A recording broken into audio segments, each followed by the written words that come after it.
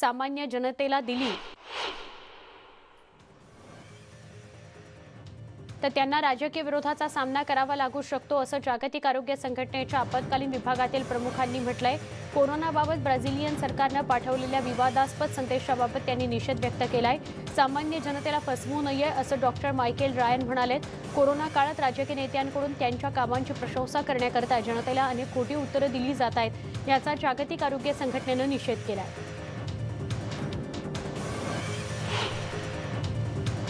अर्जेंटिनामध्ये corona रुग्णांच्या मृतांचा आकडा 10,000च्या पार गेला। आतापर्यंत 10,129 जणांचा मृत्यू झाला असून 4,88,007 कोरोना रुग्ण असल्याची माहिती अर्जेंटिनाच्या आरोग्य मंत्रालयाने दिली आहे। 20 मार्चपासून राष्ट्राध्यक्ष अल्बर्टो फर्नांडिस यांनी कठोर निर्बंध लागू केल्याने दक्षिण अमेरिकेच्या देशात कोरोनाचा प्रादुर्भाव नियंत्रणात आलाय। आर्थिक संकटामुळे अर्जेंटिनाने निर्बंधही शिथिल केलेत। कोरोनाचा वाढता प्रादुर्भाव गांभीर्याने नाही घेतला तर येणाऱ्या काळात ब्रिटनला मोठ्या संकटाला सामोरं जावं लागू शकतं असा इशारा ब्रिटनच्या वरिष्ठ अधिकाऱ्यांनी दिलाय। सोमवारी ब्रिटनमध्ये जवळपास 3,000 नव्या कोरोना रुग्णांची नोंद झाली। उन्हाळ्यात ब्रिटन सरकारनं अधिक निर्बंध शिथिल केल्याचं इंग्लंडच्या आरोग्य आणि सामाजिक सेवा विभागाचे उपमुख्य वैद्यकीय अधिकारी जोनाथन वॅन चॅम म्हणाले आहेत। नागरिकांकडून नियमांचं पालन केलं जात नाहीये। कोरोना गेलाय असं नागरिकांना वाटत असलं तरी तसं नसल्याने काळजी घेणं गरजेचं असल्याचं ते म्हणाले। हाँगकाँगमधील नागरिकांनी मोठ्या प्रमाणात केल्या जाणाऱ्या कोरोना चाचणी अभियानाला चांगला प्रतिसाद दिलाय। 1 सप्टेंबरपासून युनिव्हर्सल कम्युनिटी टेस्टिंग प्रोग्राम राबवला जातोय। आतापर्यंत 12 लाख नागरिकांनी टेस्टिंगसाठी ऑनलाईन नोंदणी केली आहे, तर त्यातील 8,56,000 नागरिकांची चाचणी करण्यात आली आहे। येत्या शुक्रवारपर्यंत या चाचण्या करण्याचा हाँगकाँग सरकारने निर्णय घेतलाय। कोरोनाचा प्रादुर्भाव कमी करण्याच्या दृष्टीने हा निर्णय घेण्यात आलाय। ब्रिटन सरकारने बेटांवर येणाऱ्या नागरिकांसाठी नवे नियम लागू केलेत। क्रेचे, मायकोनोस आणि सॅटोरिनी अशा 7 ग्रीक बेटांवरून इंग्लंडला परतणाऱ्या प्रत्येकाला 14 दिवसांकरता सेल्फ आयसोलेशनमध्ये राहावं लागणार आहे। 7 ग्रीक बेटांपैकी लेस्बोस, सेरिफोस, टिनोस आणि झॅकॅनोस इथून येणाऱ्या नागरिकांना आयसोलेशन यादीत टाकून बुधवारपासून या नियमांची अंमलबजावणी करण्यात येणार आहे। 5 महिन्यांनंतर मेक्सिकोमधील फाईन आर्ट पॅलेस म्युझियम पुन्हा पर्यटकांकरता खुलं झालंय। 5 महिन्यांनंतर पॅरिस ऑफ मेडिग्लायानी आणि त्याचे समकालीन प्रदर्शन प्रदर्शित करण्यात आले। या प्रदर्शनामध्ये इटालियन ज्यू कलाकार एमेदेबो मेडिग्लायानी आणि मेक्सिकोमधील संबंध दाखवण्याचा प्रयत्न करण्यात आला होता। कोरोना काळात भरवण्यात आलेलं हे पहिलं प्रदर्शन असल्याने योग्य उपाययोजना करण्यात आल्या होत्या। युरोपियन कमिशनला कोरोनावरील सुरक्षित लस तयार करण्याच्या त्यांच्या योजनेबद्दल प्रश्न विचारण्यात आले। यावर भविष्यात जनतेने कोणत्याही लसीवर विश्वास ठेवणं महत्त्वाचं असल्याचं युरोपियन कमिशनचे उपसंचालकांनी म्हटलंय।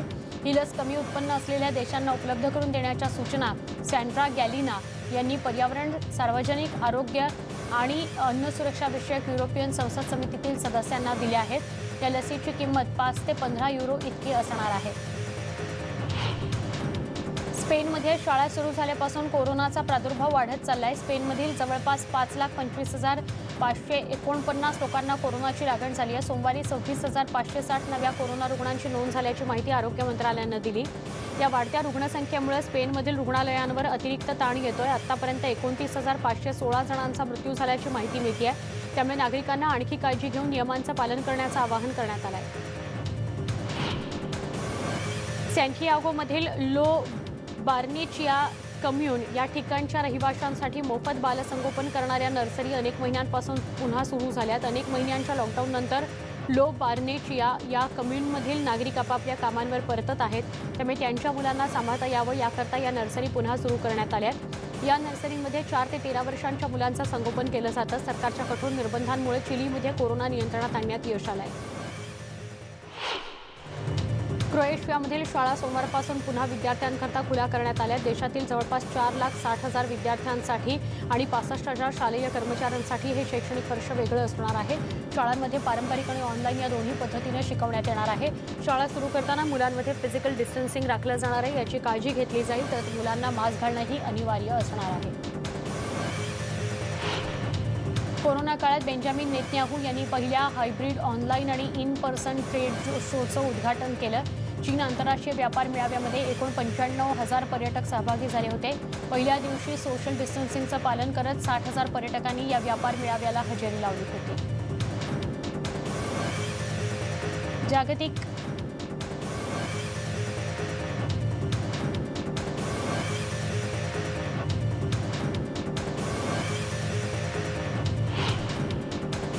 जागतिक आरोग्य संघटनेची कोविड-19 बद्दलची ताजी आकडेवारी आगामी काळातील चिंता अधिक अधोरेखित करणारी आहे। जगातल्या मृतांचा आकडा 9 लाखांच्या जवळ पोहोचला। याबद्दल जागतिक आरोग्य संघटनेने चिंता व्यक्त केली आहे। सध्या जगात 2,73,00,000पेक्षा जास्त नागरिकांना कोरोनाचा संसर्ग झाला आहे, तर कोरोनाच्या 70 लाखपेक्षा जास्त ॲक्टिव्ह केसेस सध्या जगात आहेत। लॉकडाऊननंतर इटलीमधून समुद्री मार्गाने होणारे व्यापार आणि प्रवासी वाहतूक बंद करण्यात आली होती, ती आता सुरू करण्यात आली आहे। इतक्या महिन्यांच्या लॉकडाऊननंतर इटालियन कोस्टा कोर्सियर हे पहिलं जहाज आज बंदरामधून समुद्रामध्ये सोडण्यात आलं। चीनमध्ये कोरोना व्हायरसच्या काळामध्ये उल्लेखनीय कामगिरी करणाऱ्या 84 वर्षांच्या झोंग नानशान यांना विशेष पुरस्कारानं सन्मानित करण्यात आलंय। सार्सच्या वेळीही त्यांची कामगिरी फार मोलाची राहिली आहे, त्यामुळे या पुरस्कारावर त्यांच्या नावाची मोहर उमटली।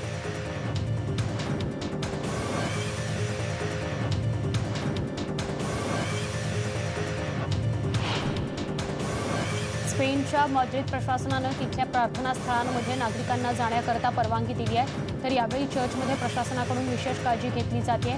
प्रार्थनास्थळांच्या सोबतच आता शाळा आणि सोशल गॅदरिंग यासाठी परवानगीबाबत विचार सुरू आहे।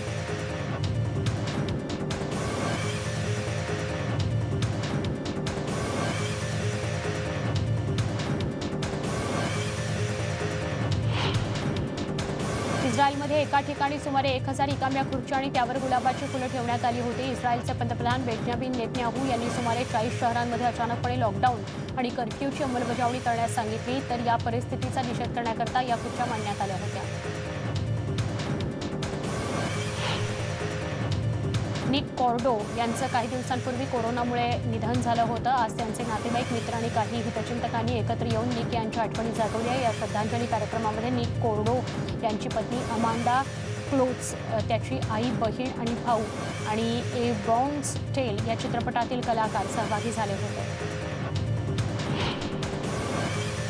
ऑरेगॉन इथं अमेरिकेचे अध्यक्ष डोनाल्ड ट्रम्प यांच्या समर्थनार्थ झालेल्या मोर्चात संघर्ष झालेला पाहायला मिळाला।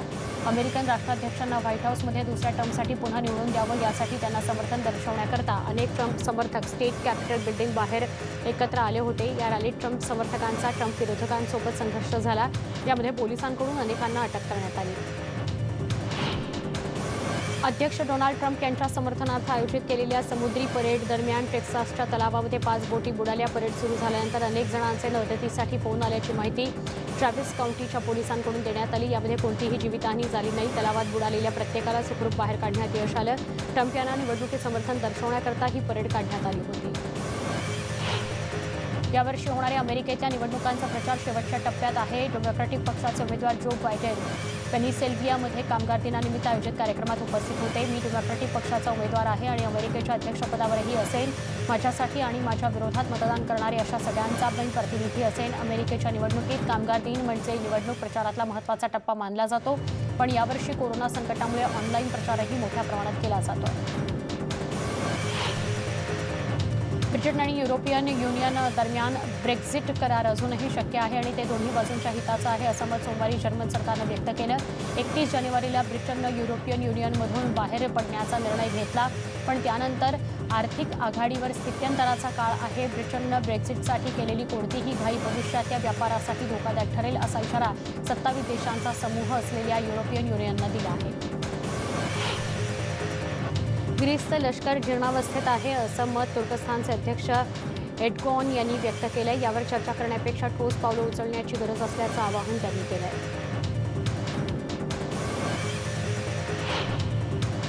चीनमध्ये ऑस्ट्रेलियन मीडियासाठी काम करणारे शेवटचे 2 पत्रकार चीन सोडून आपल्या मायदेशी परतले। चीनमधील पोलिसांनी पत्रकारांकडे चौकशीची मागणी केल्यानंतर पत्रकारांनी चीन सोडून जाण्याचा निर्णय घेतला।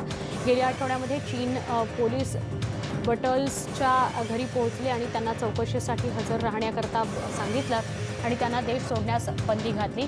बटल्स चौकशीसाठी हजर राहिला तरच प्रवासी बंदी हटवण्यात येऊ शकते, असं सांगण्यात आलं होतं। 2017 साली मँचेस्टरमध्ये झालेल्या बॉम्बस्फोटाबाबत चौकशी सुरू करण्यात आली आहे. चौकशीच्या पहिल्याच दिवशी हल्ला थांबवण्याच्या संधी हुकल्यानं हा प्रकार घडल्याचं वक्तव्य करण्यात आलंय. एरियाना ग्रँडच्या कॉन्सर्टच्या शेवटी सलमान अबेदीनं स्वतःला बॉम्ब लावून स्फोट घडवून आणला. यामध्ये 22 जणांचा मृत्यू झाला. अनेक लोक जखमी झाले होते. एवढ्या मोठ्या कॉन्सर्ट दरम्यान सुरक्षेबाबत एवढा हलगर्जीपणा का दाखवण्यात आला असा प्रश्न विचारत पोलिसांना धारेवर धरण्यात आला. विकिलीक्सचे संस्थापक जुलियन असांजे गेल्या दशकभराच्या कायदेशीर नाट्यानंतर आता ब्रिटिश न्यायालयामध्ये आपल्या स्वातंत्र्यासाठी लढा देण्याकरता झाला आहे. अमेरिकेच्या अधिकाऱ्यांनी देशाच्या लष्कराची काही गुप्त आणि महत्त्वपूर्ण कागदपत्र प्रसिद्ध केल्याचा आरोप जुलियन असांज यांच्यावर ठेवला जातो. विकिलीक्सचे संस्थापक जुलियन असांज यांच्या समर्थकांनी ब्रिटनचे पंतप्रधान बोरिस जॉन्सन यांच्याकडे सोमवारी याचिका देण्याचा प्रयत्न केला आणि वॉशिंग्टन यांना अमेरिकेमध्ये प्रत्यार्पणासाठी पाठवण्याची विनंती फेटाळून लावण्याची मागणी केली. असांज यांची जोडीदार स्टेला मॉरिस या डाउनिंग सेंटच्या गेटवर दाखल झाल्या होत्या, मात्र त्यांना कोरोनाच्या प्रतिबंधामुळे आत जाऊ दिलं गेलं नाही. ब्रिटन पोलिसांनी 15 वर्षांच्या विद्यार्थ्यावर केलेल्या हल्ल्याप्रकरणी एका अल्पवयीन मुलाला अटक केली आहे. सकाळी घडलेल्या या घटनेनंतर पोलिसांनी केसग्रेव्हकडे जाणारे सगळे रस्ते तपासासाठी बंद केले आहेत. जखमी विद्यार्थ्याला तात्काळ उपचारांसाठी एडनब्रुक इथल्या रुग्णालयामध्ये दाखल करण्यात आलंय. केसग्रेव्ह हायस्कूलनं याबद्दल ट्विट करत हायस्कूलचा एक विद्यार्थी या हल्ल्यात सहभागी असल्याचं म्हटलंय.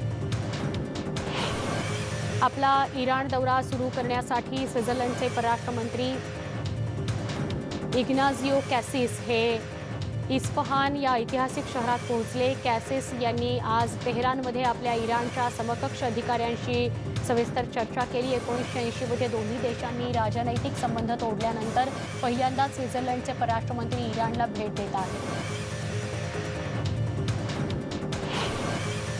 न्यूझीलंडचे पंतप्रधान जॅकिंडा आर्डन यांनी सोमवारी सांगितलं की त्यांचे सरकार येत्या महिन्यात निवड होऊन सत्तेवर आले तर नवीन वर्ष साजरं करण्यासाठी 2022मध्ये नव्या सार्वत्रिक सुट्टीची घोषणा केली जाईल.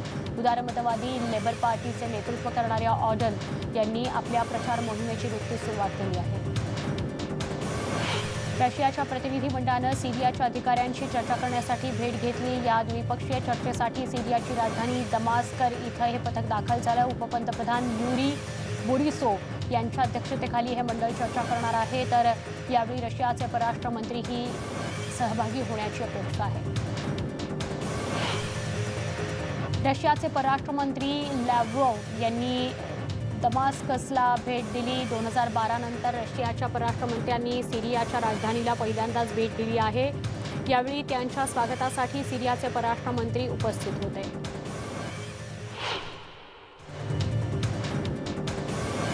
रशिया जर्मनी गॅस पाईपलाईनच्या प्रस्तावाबाबत पुन्हा विचार करण्यात यावा असे संकेत देण्यात आले. बर्लिनच्या मुद्द्यावर सध्या वाढत चाललेल्या निराशेबाबत चान्सलर अंजेला मर्कल यांनी हे संकेत दिले.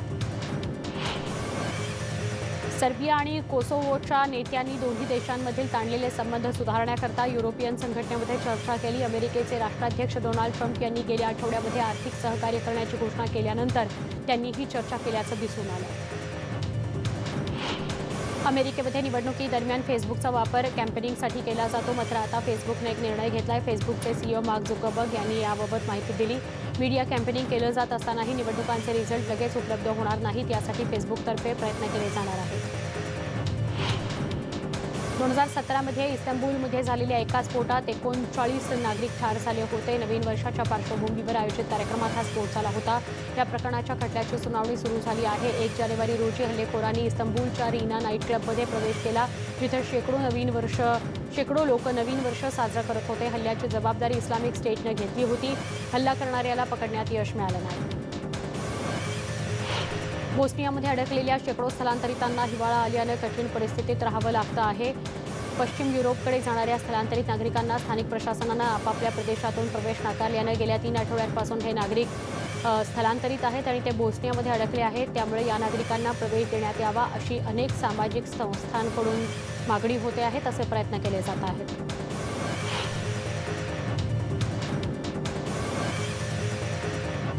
बातमी सेनेगलमधून. सेनेगलमध्ये झालेल्या मुसळधार पावसामुळे रस्त्यांना नदीचं स्वरूप आलंय. हजारोंच्या संख्येनं लोक बेघर झालेत. पुरात अडकलेल्या नागरिकांना वाचवण्यासाठी प्रशासनानं प्रयत्न सुरू केले असल्याची माहिती सेनेगल प्रशासनाकडून देण्यात आली आहे. हवामान खात्याकडून या आठवड्यामध्ये आणखी मुसळधार पावसाचा इशारा देण्यात आला आहे. त्यामुळे नागरिकांना सतर्कतेचा इशारा मिळतो आहे. सर्वांच्या सहकार्यानंच कोरोना विरोधातला लढा शक्य आहे असं मत जागतिक आरोग्य संघटनेचे पदाधिकारी गॉर्डन गिलिया यांनी व्यक्त केलं। प्रतिबंधक लसीबद्दल सुरू असलेले प्रयत्न जगात सर्वांनाच फायद्याचे ठरणार आहेत असंही ते म्हणाले।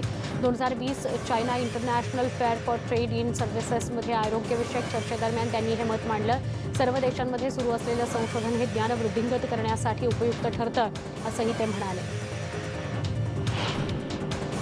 मोकान इथं ट्रेन अनेक दशकांपासून सीबीयू आणि अग्निता या शहरांमधला दुवा बनली आहे। यातले काही रेल्वेमार्ग 1920 सालच्याही आधी आहेत। ऑस्ट्रेलिया हंगेरियन साम्राज्यात ते बांधण्यात आले आहेत। मोकान इथं ट्रेनच्या आठवणी पुनरुज्जीवित करण्यासाठी रेल्वे पूर्ववत करण्याचे प्रयत्न केले जात आहेत। जॉर्जियाच्या सोव्हिएत प्रजासत्ताकने सोमवारी अमेरिका, ब्रिटन आणि पोलंडच्या सैनिकांसह संयुक्त सैन्य सराव केला। जॉर्जियाच्या वझियानी लष्करी तळावर नोबेल पार्टनर 2020 ड्रिल कोड राबवण्यात आला होता। 18 सप्टेंबरपर्यंत चालणाऱ्या या सरावामध्ये 2800 सैन्य कर्मचारी सामील झाले। दिग्दर्शक क्रिस्टोफर मॅक्क्वारीने मिशन इम्पॉसिबल 7 या चित्रपटाचा पहिल्या दिवसाचा एक फोटो अभिनेता टॉम क्रूज यानं पोस्ट केला। यामधून टॉम क्रूज स्टंट करताना दिसतोय। मिशन इम्पॉसिबलमध्ये प्रेक्षकांना पुन्हा अनेक थरारक स्टंट बघण्याची संधी मिळणार आहे। येत्या नोव्हेंबर महिन्यामध्ये मिशन इम्पॉसिबल 7 हा चित्रपट प्रदर्शित होणार आहे, त्यामुळे चाहत्यांना उत्सुकता लागलेली आहे।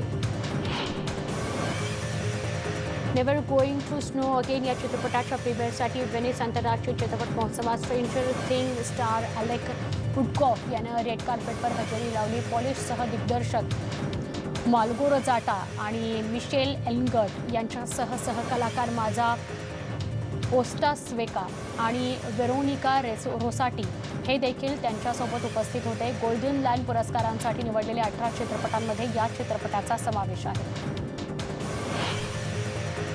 कोरोना व्हायरस लॉकडाऊनने बहुतेक अमेरिकन चित्रपट निर्माते आणि कलाकारांना व्हेनिस फिल्म फेस्टिवलपासून दूर राहण्याचा निर्णय दिला आहे, परंतु गिया कोप्पोला आणि माया वॉके हे दोघेच अमेरिकन या व्हेनिस महोत्सवामध्ये सहभागी झाले आहेत। या महोत्सवामध्ये सहभागी होण्यासाठी आपण पुन्हा पुन्हा कोरोनाच्या चाचण्या केल्याचं कोप्पोला आणि हॉके यांनी सांगितलं।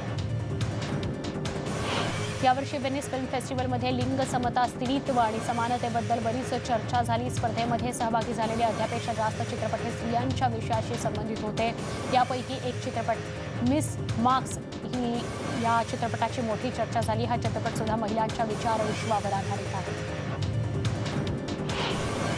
1966 साली आलेल्या क्लोजली वॉच ट्रेन या चित्रपटाच्या दिग्दर्शक जिरी मेन्झेल यांचं वयाच्या 82व्या वर्षी निधन झालं आहे। 3 वर्षांपूर्वी त्यांच्या मेंदूची शस्त्रक्रिया पार पडली होती, तर गेल्या काही दिवसांपासून त्यांच्यावर उपचारही सुरू होते।